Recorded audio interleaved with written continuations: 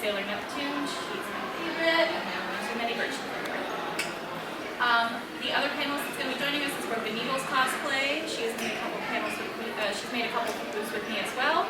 And then she is not here tonight, but she is where I got all the information on making a Sailor Moon Super Fuku, which is one of the more difficult Fukus to make in general because of this. And she did the anime version, and I know a little bit about doing the manga version. Because the manga version, the difference between the two is the manga is a gradient, and the anime is straight lines. So, but she is Saphyre, Daze, Cosplay, and costuming. So, types of Fukus in the Senshi universe. Who knew that there was this many? So, the different variations of Sailor Moon Fukus include the classic manga, the Eternal Fuku, which is in the Sailor Moon Stars arc of both manga and anime, the 90s anime, which actually doesn't give most of the girls their Eternal Fukus. I think they all stopped except for Mew.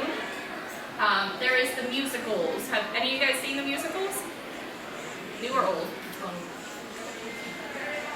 The new ones, though. Yeah. The new ones, the costuming service. That's not my to-do list. The musicals are very, very popular in Japan. The first rendition, well, actually, I think they've been doing it pretty much like consistent throughout the years. The new one is called, I'm not sure how do you say it correctly, I want to say it's Takarazuka, but I'm not 100% sure. It's an all-female cast. Sometimes you can ask me this is my thing. I just plug it. You have your leotard, you have two bows, you have your collar, your gloves, your glove rolls, your skirt, and your hip rolls. Maybe we can introduce shoes. That's for a later panel. So, breaking it down, you have a lot of pieces that create the costume. So it's important to think about it whenever you're looking to make your own, to plan out enough time to correctly do all the pieces, because this is not a simple costume. And that's just kind of what I'm trying to give you an idea with here. But together, it's adorable. Alright? Leotards. Okay, so how many of you guys are pretty familiar with sewing with spandex? One, two, okay. The big thing about Fuku is the fact that it's a leotard with a chest armor. So, I brought my other Fuku. This is, thanks, sweetie. Pull this out. So, my leotard, that later. It is this swimsuit pattern. It's literally, if you look at it, the only thing I did was I extended the shoulders. Because you don't, there you are, honey. Welcome, this is Broken Needles. Yeah, you made it. I told you you're stuck in traffic. Yep. Alright, we're stuck in traffic. So, but the basic thing is, this is just the basic leotard. This is what everything gets attached to. This is made out of matte moleskin spandex from Spandex House in New York City. The spandex in New York City is the one I recommend. I haven't tried Yaya's yet, but what I like about this one is it almost works like shapewear. It sucks you in. So, highly recommend it. It's expensive, I'm not gonna lie. I think it's like 12 or 17 a yard. But you don't need that much. You don't. And then I make, for my Fukus, my chest armor is always separate. So you can actually take it on and off. So, but basically the way you get this from this is you literally take the pattern, you take the pattern and you literally just half it. And then you just drape it based on that. The other option, which if you guys know the cosplayer Sparkle Pipsy, I kind of jokingly call her like the god of Senshi Fukus, because she's amazing. She actually has a full tutorial. She recommends the green pepper ice skating pattern. Now the big difference with that one is it is two pieces. It is the panty portion and the upper portion. So you kind of have to plan, that's where your hip rolls are going to sit. The nice thing about the green pepper is that if you like the two separate pieces, you can do it that way. If you don't, you can actually connect the patterns fairly well. It's just a little harder to do, obviously, because of the way that it's folded. It's still manageable at the corners. Oh, it's not comfortable. And then the other thing to remember is the green pepper pattern has snaps on the crotch. Yeah, which is helpful if you want to use the restroom. But it also then causes, I'm personally not a fan because it creates pulling. But it's semantics. The big thing with spandex, if you do not have a serger, which this one was made without a serger. You use what is the needle type? Is it a stretch needle? Yeah, stretch needle and a zigzag stitch. That way it can still move and the stitches won't break. That's a big thing whenever you're sewing your leotard. Anything else on the leotard? The leotards are super comfy. Something that I know that this one doesn't necessarily have that I like on mine. Hey, this one snaps off. That's cool. I actually put snaps on the side of my side armor so that it actually stays together and stays in place. Oh. It's really smart and really comfortable. I busted one, but hey, it actually shows this one that like moves when I move. This one stays, and I like that because this little bar sometimes likes to try to climb, and you have to keep tugging things down, and that's obnoxious, especially when wearing gloves. Yeah, because gloves, what'll happen is okay. All right. Collar. All right. So there's a sailor collar. Back in the day when I first looked this off, like 2 years ago, there were no sailor collar patterns I'd recommend. The new sailor collar pattern, which I've tried recently from, I think it's called Episodes, she actually has a very good sailor collar pattern if you want to go with a name brand. I'd still say make it out of muslin, try it on yourself because the sailor collar pattern is a hard fit at first. The other way that we do, this is my sailor collar from my Sailor Moon 2. As you can see, the shape's pretty basic. The biggest thing for fit-wise that you want to get, why do I always pick characters with long hair? Alright, is that it fits, as you can see, it actually attaches with snaps, is that it fits correctly with the dimension right here. Because you don't want cleavage. Because if you notice in Sailor Moon, they don't have cleavage coming out, it's all covered. So it's important to get the fit and also to make sure your leotard is not popping out. Because if you make it too shallow, your leotard's going to pop out. Yeah, essentially you just want to make sure that this piece actually covers the edges. You'll notice that my armor doesn't actually line up over here because this one's a little bit closer in, whereas the shoulder armor sits further out. So you want to make sure that your collar actually has enough distance to cover that space nice and evenly so that you're not showing weird straps. Also, you know, ladies who are wearing bras and things and have the strap showing. It's actually kind of nice because it covers literally exactly where your bra would go. Because you don't see that, generally speaking. This is, someone made these dimensions on, I think it's, what's the name of it? DeviantArt. DeviantArt, if you look up the sailor collar pattern, I really recommend it. It's from, I can never pronounce his name, which is exactly why I put it on the slide. Yes. And then a tip for making fukus, so like if you're a Sailor Jupiter fan, one side is regular, one side is super. So that way, you don't have to make two collars. Sailor Neptune, same thing. When they're classic, they have no stripes. Because the number of the stripes that they have on their fukus is based on the number of stripes that they have on their school uniforms. And as you have two in your head. So, but whenever they become super, is for some reason everyone goes one stripe. So that's just a little tip I did for whenever I made mine. And definitely if you have stripes, sew the stripes on the first layer before you sandwich them and then sew them together. Otherwise, you get all these wonderful little seams on the bottom, and then if it ever flips, you end up with really awkward lines. And then if you guys want to, after we're done talking, you guys are welcome to come up and look at this. The biggest thing is, if you notice, there's no stitches on this side. If there were stitches, you'd either have to do it in white, and then you'd see white stitches on the back side, or you would have to do it in green, and then on the front side, you would ever so slightly see the bottom stitch, because they're not entirely invisible. And with someone like me, you know, so. Perfectionist self says no. So those are our recommendations for patterns. Chest armor. Okay, so reaching back on it. So you take the leotard pattern and you shorten it, leaving extra at the bottom for hemming. This is an example of Sasha, whenever we were making her chest armor for regular Jupiter. She literally took it, shortened it to here. She actually made it to the smallest part of her waist, and then pinned so she could get that shape, and then sewed it. So you always want to leave yourself extra, because if you look, even though it looks like it could be one piece, it's much easier and also better for movement if it's two. So that's why I always recommend it. The nice thing about the shoulder armor is that the armor actually comes off upwards, whereas the rest of your suit goes down. So if you sew them together in one piece, you have to add a zipper or something because the neckline where your armor fits is not going to fit around your hips.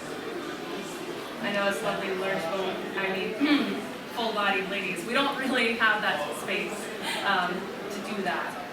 The sailor skirts are very flattering. However, you still have to be able to get it on and off without stretching out your neckline or having it so big that you have, as I mentioned before, lots of cleavage. But these girls are supposed to be like 14. So we try not to do the cleavage. So, and we're going to show you two different examples. So this is my super chest armor. The super chest armor, hey Jenny, hey Trey. The super chest armor actually has 2 rolls and then the little wing, I don't know what you call it, I'm sorry. Wings are good. Wings, yeah. Whereas this is Crystal version, and she has 3 rolls. Now the difference between Crystal and regular anime is regular anime tends to be puffier, like show shape. Whereas if you look here in Crystal, it almost looks like it's barely raised, but it's pretty flat. So the way we got these 2 different versions. This version is you literally take spandex, put it into the shape, sew your lines down, and then stuff it with batting. Or not batting, polyfill.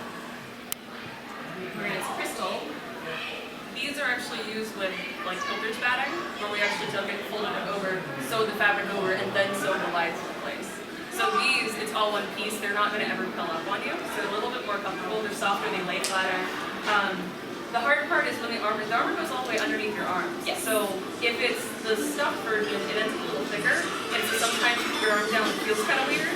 Whereas with the crystal version being sewn in with the batting, it ends up being flatter, so you don't have to worry nearly as much about having really weird rolls to put your arms down under. The nice thing is when you move your arms, you still have armor underneath, so it's not like you're trying to flash anything to anybody. And it's a lot more comfortable, I think. yeah, I agree. And it's just one of those where you kind of just gotta, kind of know what you want. Because even you can see like this one, it looks good in photos, but you can still see there's a little bit of inconsistencies. But it's honestly, it does not show up that much in photos. Okay? Any questions? Sorry, I'm kind of going through it. All right. Oh, rolls and sleeves. Did it check? Oh wait, where's the rolls? Okay. Oh, these. All of these. Yeah, rolls. All right. All of these straps. These are my different rolls. This one is 90s anime. So, okay, most rolls for most of the basic girls, they all have them right about here. I think that's straight across the board for inners. It is. Inners, Pluto, Saturn actually has Really weird, funky things. 2 rolls and then a triangle up. Because Saturn. And then Uranus and Neptune are the only ones who don't have straight gloves. Oh, come on, that was funny. That usually gets a laugh.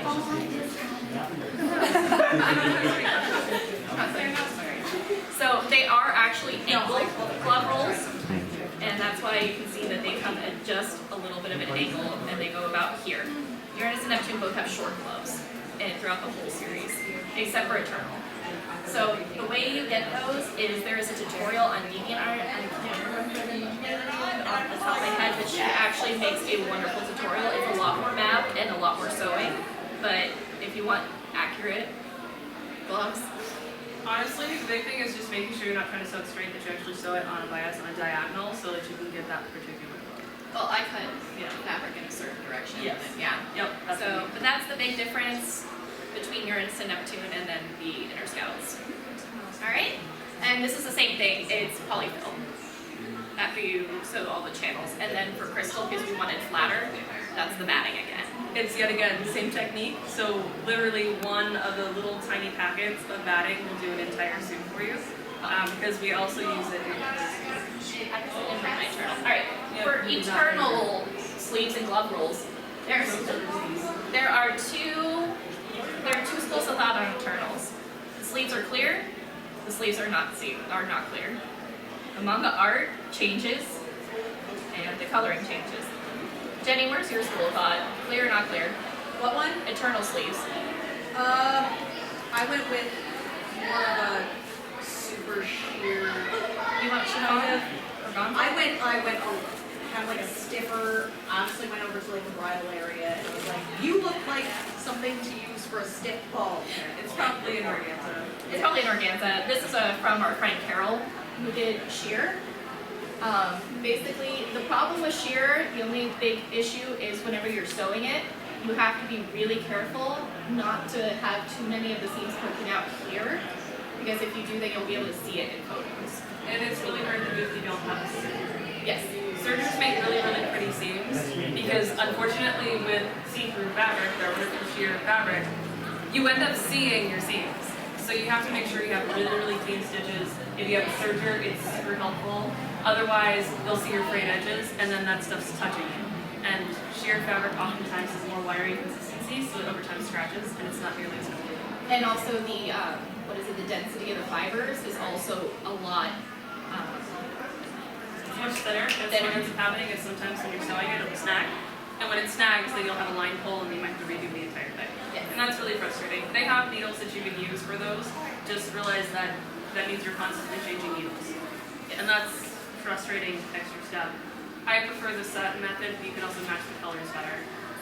For patterns, the Snow White pattern from Simplicity is actually perfect.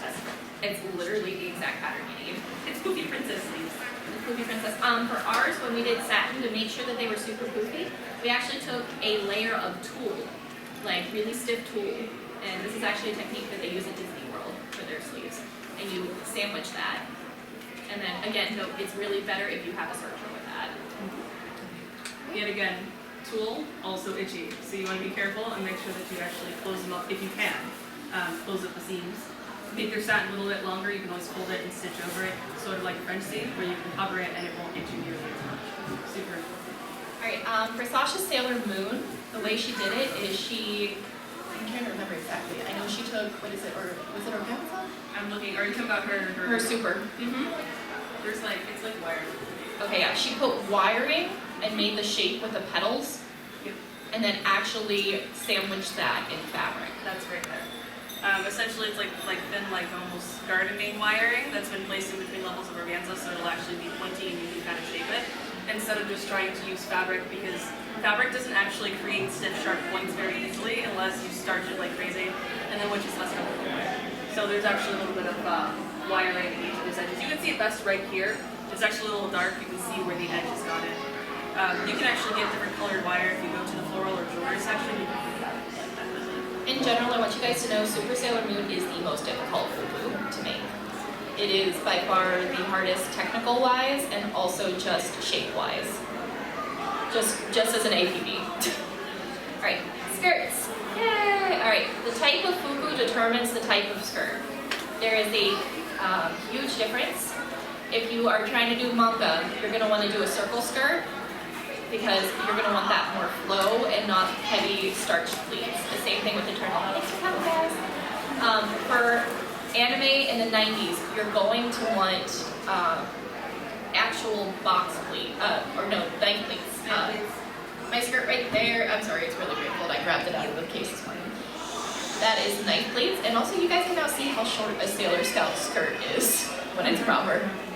Yes, that is the size of like a tablecloth or a... Because the V cuts really far down, most people try to make the V touch their belly button.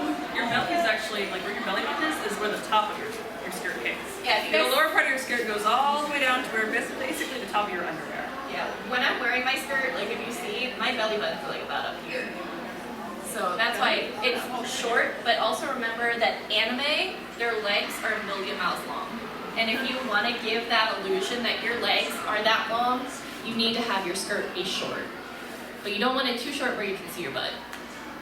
Literally, this skirt that I'm wearing right now is just barely long enough.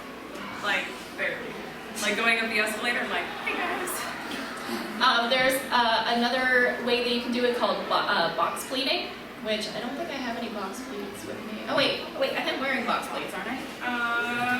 Kind of. Yeah, they're just really loose box. Yeah, these are really loose box pleats that I made for the... Generally, if you're making box pleats, they'll actually be closed like this, and then the other one will start and be, this is a really large box pleat. Yeah. Essentially, a box pleat is just, I'm going to borrow this and then go for it. It's essentially, you have the fabric loop over like so that it creates a box. And then And then on the back side, it'll create another box, because when you fold the next one over this way, you create boxes on both sides. And it gives you a lot of fullness in your skirt. Just realize that your skirt length is literally twice what you'll end up wearing, because every time it loops back, I think I'm going to go 3 times. Three times. Because every time it loops back, it adds length. So you end up with a really, really poofy skirt and lots of fabric, which you end up shortening up to the size of what you have. For internal skirts, because they have more floof, we actually, you can see in that lower picture, we added horsehair.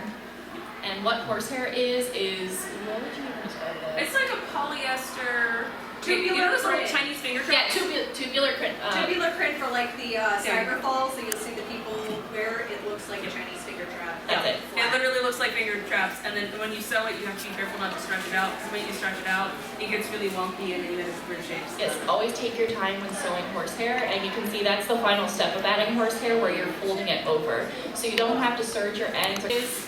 I'm open to questions. We have like a minute. Sorry. Anybody questions? Questions? Yeah. If you want to come on